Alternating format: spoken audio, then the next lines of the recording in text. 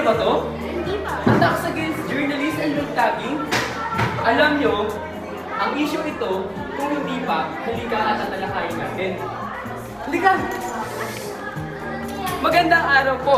Sa video komentary na ito, tatalakayin natin ang problema ng mga pag-atake laban sa mga namamahayag at ang issue ng red tagging.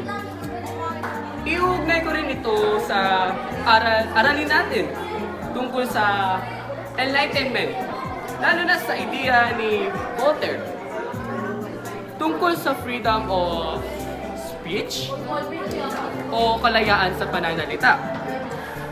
Ang mga namamahayag o journalists ay mahalaga sa lipunan dahil sila ang nagbibigay ng balita at impormasyon sa mamamayan.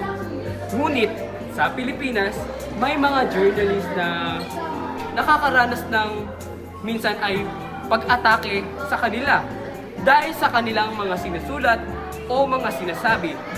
Isa sa mga dahilan nito ay ang red tagging. Ang red tagging ay... Teka, ano nga ba ang red tagging? Ang red tagging ay ang pag-aakusa sa mga namamahayag na isa silang kasabwat sa mga rebelde kahit walang malinaw na ebidensya. Dahil dito, natatakot ang ilang journalist na magsalita at gawin ang kanilang trabaho.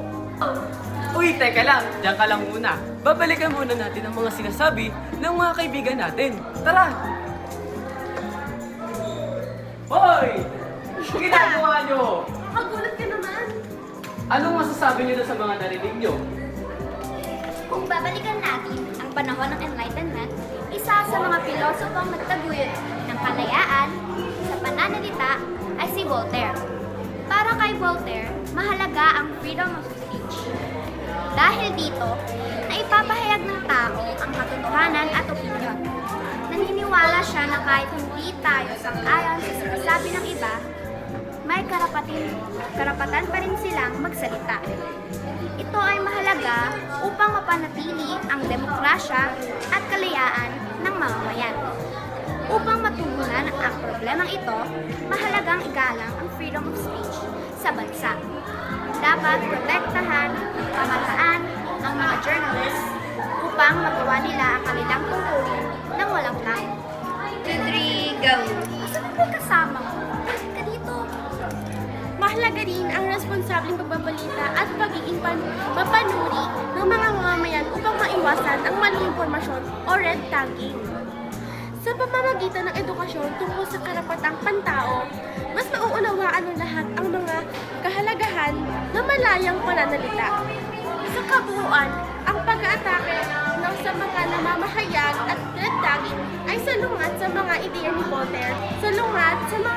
Voltaire, noong Enlightenment. Ipinapakita nito na mahalaga rin ang ipaglaban ang freedom of speech sa kasalukuyan upang mapanatili ang demokrasya at kalayaan sa Pilipinas. Pero teka, asan may mga kasama ko? Uy, asan na kayo? Emma? Iya? Uy, Emma, sama ka mo! Halika, hanap natin isa natin kasama. Okay. Iya? Pia! Uy, diyan ka pala. Halika sa mga ko. Sabihin namin. Ito yung tama. Salamat po. Huwag na nga. Uy! Basta! Nakaraan. Ang mga mamahayag at napapahanong. Go. Kung babalikan natin ang Enlightenment period, isa sa mga pilosopong